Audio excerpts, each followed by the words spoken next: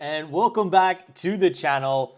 This week I wanted to talk about gearboxes and what's best in a Barra, because look, I think I can say I've had a lot of experience in Barras, and yeah, multiple gearboxes, multiple tunes, parts, different trim levels, Barra, you name it. You know, I've been in pretty much every Barra I think known to man.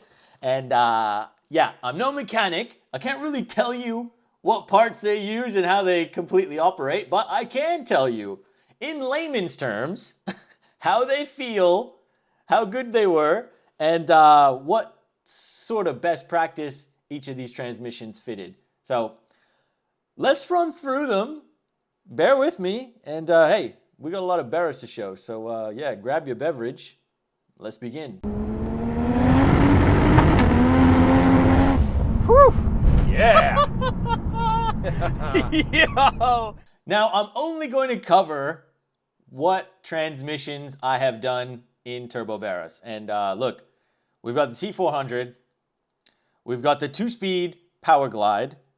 We've obviously got manuals. We've got the ZF Auto. And we got the Sequential.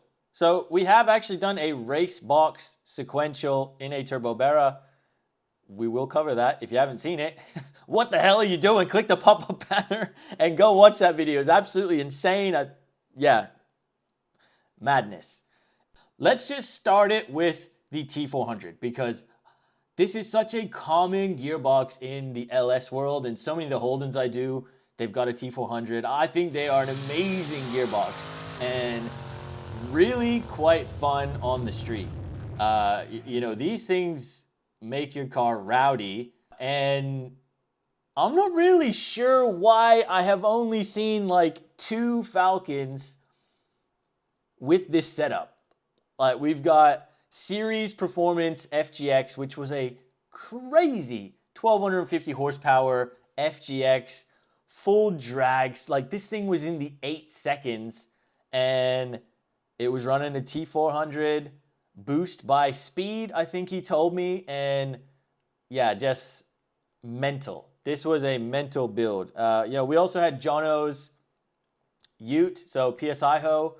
This thing again is a 1,000 horsepower plus vehicle, 3-speed. I actually got to drive this, and dude, the third, you hit third in this thing, it is party time. This is a tire fryer.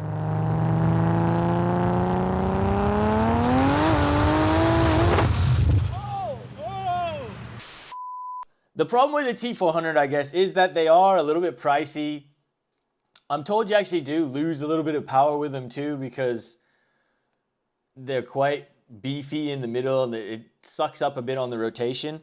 But I do have to say, like, it is beautiful in terms of that click, click, click. Like, it is just so much fun to use it. It feels so mechanical, and I would love a T400. One day I hope to have a T400.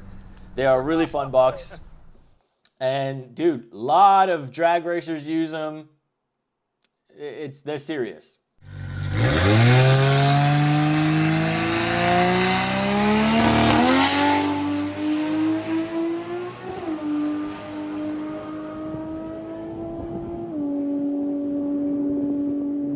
Now, if we continue with drag racing, the second gearbox is the 2-speed Power Glide. And this is another gearbox which I've only seen a couple of times in Falcons. You know, we had the blue 1,000 horsepower Ute, which was one of my earliest hectic videos we ever filmed. And this Ute was seriously insane. Like 820 kilowatts, I think it was, to the rear wheels. And it would just fry the tires. Like, it was proper scary stuff, to be honest. And, you know, we did the F6 Typhoon as well. That was like 1,000 horsepower plus car also. And yeah, when you first get in a 2-speed Power Glide and you go from first to second, it is like euphoria, man. Like, It is, I'm not kidding, like it is almost better than sex, guys.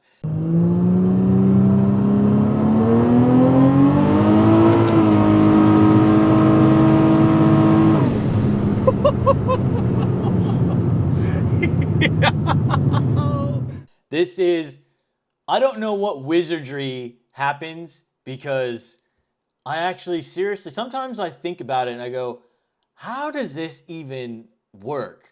Like, what is the engineering behind this marvel? And like, somebody way more technically qualified will tell you guys, I'm sure there's a video on YouTube somewhere, but you sit in this thing, you go first to second, and madness. Like, it's crazy. And I guess the benefit of the Power Glide over the T400 in drag racing terms is that I think the gearboxes are a little bit lighter, the Power Glide.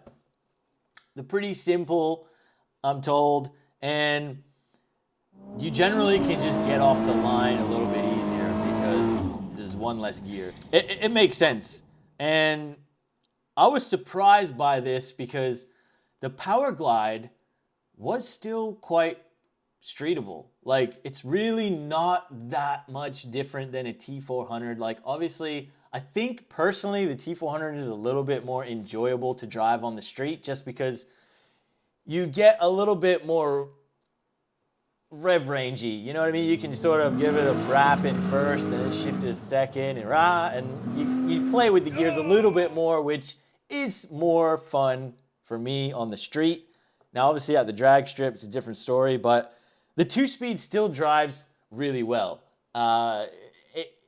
Again, the first to second is so much fun, and the speed on most of the cars I've tested, it's generally like 90K. It'll, like, first gear will take you up to like 80, 90 Ks, and then you shift up, and it is party time. Fast.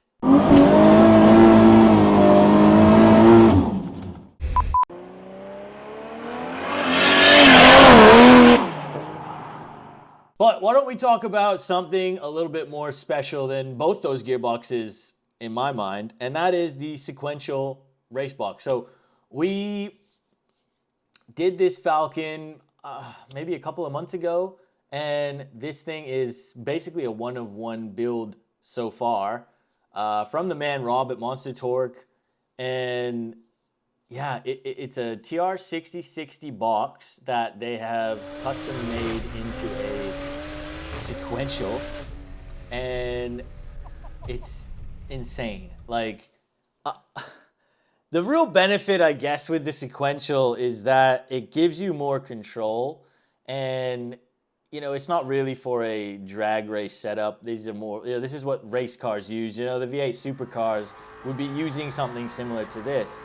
And that in itself is really cool because it makes the car so angry. You feel the entire car shake on shift. Like, you bang this thing and it's like, ooh, like, you pull back and it's just pull back, pull back. It's like, it is just like, it's the whole entertainment factor. Obviously, it's not a cheap way of doing it, but hey, it's a custom Sequential box. You still have to clutch in when you take off on slow, you know, just putting around town. You'd still clutch in when you shift. Once you start punching it, then you can just flat shift and just bang. It's mental. Just mental. Watch this.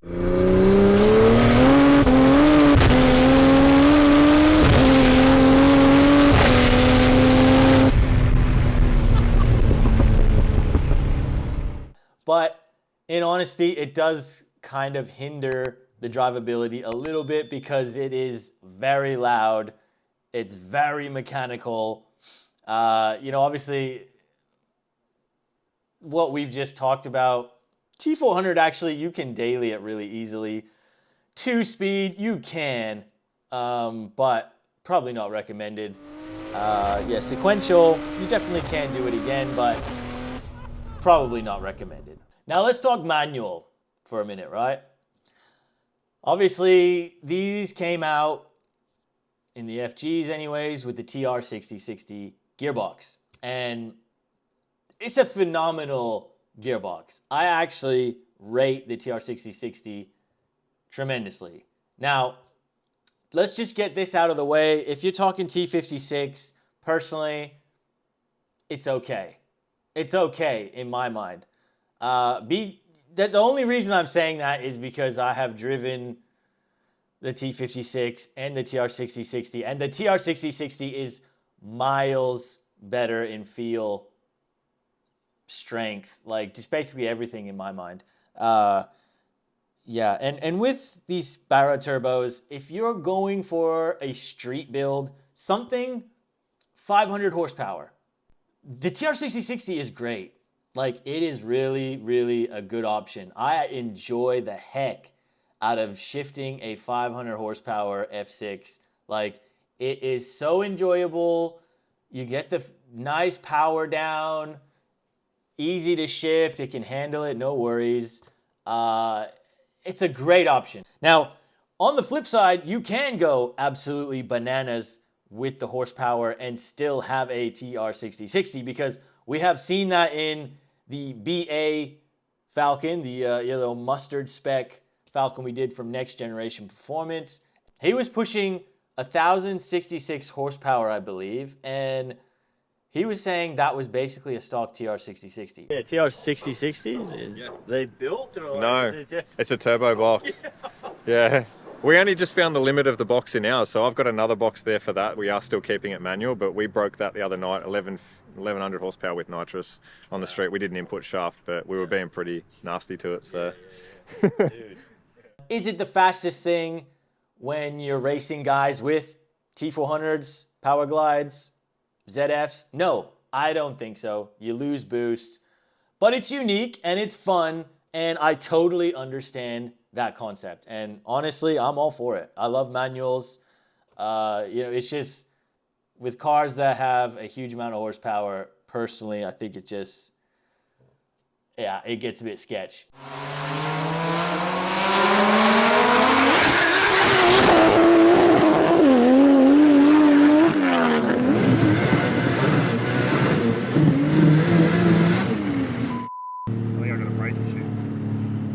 And now we got to talk about the ZF, which this is what about 90% of Falcons come out with. I actually love the ZF. Like, a lot of people will bag on the ZF and, it's European and it's finicky and certain things about it, it's difficult. And I don't think so. I think it's actually pretty damn impressive. Now we're finally on to the ZF, and we got to jump in mine because I have an F6 Typhoon and it has a ZF6 gearbox. Until you get to sort of that 600 horsepower mark, these things are solid. They really are. They're smooth. They adapt to how you drive as well. So, one guy's ZF could kind of have different shift points to somebody else's ZF depending on how they drive. You've got Sport mode, which you just flick the gearbox over to the left. It will still stay automatic, but now it will shift a little bit harder, be a bit more aggressive. And then of course you can run it manually, Tiptronically, and it's good because you pull back and it goes up a gear, like a sequential. You push it forward and it goes down a gear. That's what you want to see. And it makes it just so much nicer to row the gears in this thing. But I just love that smooth roll on.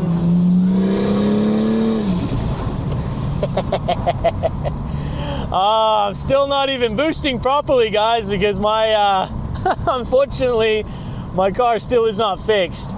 It will boost if I punch it a bit, but yeah, it's got a hole in the intercooler. I'm still waiting to get it all back together. We're nearly there, but we got a lot of projects on the go. The ZF just pulls so nicely.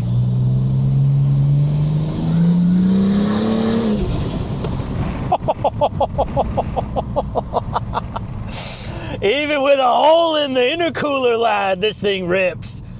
Oh, I love this car. Now, before I get, what about the BTR? What about the BTR?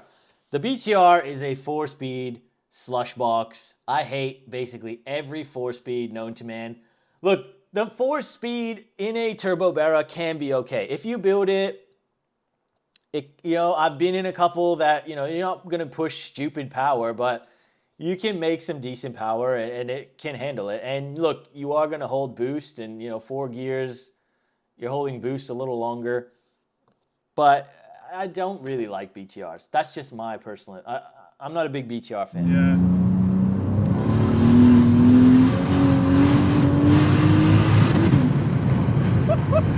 You can see what I mean.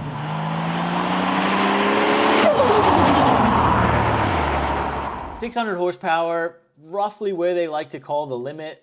You start going past 600 at the wheels, you're going to have to build the gearbox. Now, building the gearbox with these ZFs, it's not a cheap process. You're sort of, if you're doing it to actually build it, you're going to pay $10,000 plus for sure. Rob at Monster Torque, always got to plug this guy. He is the ZF guru, the man who builds the best ZFs on the entire planet. And he actually holds the record now of having the fastest ZF made into a Turbo Barra, and I think he was running like 8.3. Yeah, crazy.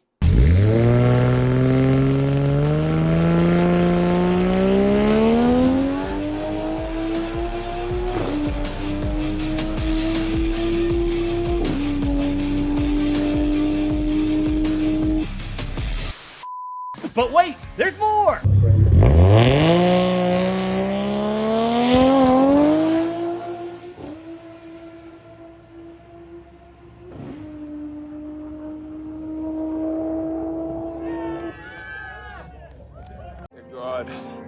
Dear God in heaven. It's so beautiful. And look, I've done a few very tuned up ZFs, and I gotta say, they're really good. Unwise, for example, his F6, he had a built gearbox. Greg's 1,000 horsepower F6 in Sydney. He had a Monster Torque built gearbox, and I remember vividly to this day driving that car, full boost, driving, shifting, manual, man, just so damn smooth. Put it into drive, you could putt around, drive grandma to church on a Sunday, flick it over, manually shift, and just drop everybody. It was so smooth, so fast at shifting, and the power it handled the power so well. I really am a fan of a built ZF, especially a Monster Torque built ZF. To me, there's a difference, and the Monster Torque boxes I've been in are just next level. Now, the one thing I would say that lets those down, it's just, you don't get that mechanical feel like you do in the T400, in the 2-speed. The Sequential is absolutely night and day, but it's just a little bit disheartening when you're on that ZF shifter and it's just it's not wapa wapa or chuk chuk chuk in this T400. They just feel a bit more manly. And look, if you're gonna spend the money on a proper ZF, Rob has proved that these things are insanely fast. Running an 8.3 is crazy in a 6-speed ZF. There's no doubt that they are quick on the drag strip and they can be daily duties. That's sort of how you get the best of both worlds. Yes, there are probably limiting factors having the ZF, but in my personal opinion, it's probably the best damn gearbox you can put in a Turbo Barra if you're going to do it. You know what I mean? If you've got a Falcon and it's a Turbo Barra, the ZF is the box. I think if I had the money, I would probably go down the route of a built ZF in my car because I have a ZF in my F6. And although I'm not at that power level, if I ever do get to next gen and decide to go down that 1,000 horsepower rabbit hole, then I will have to get a ZF built by Monster Torque. And who knows, maybe that'll happen one day when you guys subscribe and leave a comment and hit the like button. But what do you guys think in the comments below? This was a bit of an out there video. I just wanted to try it. I've had a lot of experience in these things. And yeah, again, leave a comment down below. What would your pick be? And what would you use it for? Are you street duties? Are you roll racing? Are you drag racing? Taking it to the track maybe. I know some Falcons that do. But guys, as always, that's the video. If you enjoyed it, hit the like button, subscribe. We'll see you on that next one.